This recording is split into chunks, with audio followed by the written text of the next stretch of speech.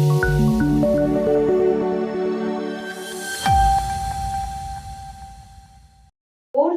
LG cup ice hockey championship 2025 કારગિલમાં શરૂ થઈ।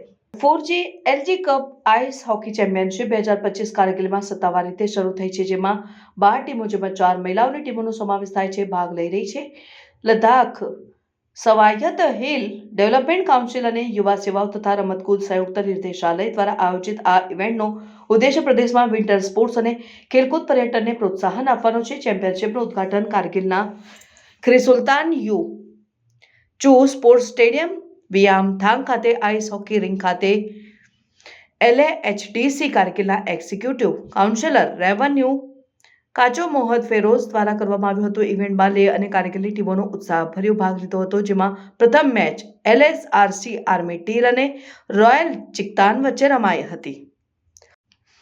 આ ચેમ્પિયનશિપ પ્રધાનમંત્રી નરેન્દ્ર મોદીના રમતગમત વિકાસ અને વૈશ્વિક પ્રતિભા પોષણના દ્રષ્ટિકોણ સાથે સુસંગત છે। તે પ્રદેશની વિન્ટર સ્પોર્ટ્સ માટેની ક્ષમતાને દર્શાવવાનું અને પર્યટકોને આકર્ષવાનું પ્લેટફોર્મ તરીકે સેવા આપે છે, જેનાથી સ્થાનિક અર્થતંત્રને વેગ મળશે। યુવા સેવાઓ અને રમતગમત સંયુક્ત નિર્દેશાલય યુટી લદ્દાખના અધિકારીઓએ ભાગ લેનાર ટીમોને જરૂરી સહાય અને સુવિધાઓ પૂરી પાડવાની પ્રતિબદ્ધતા વ્યક્ત કરી।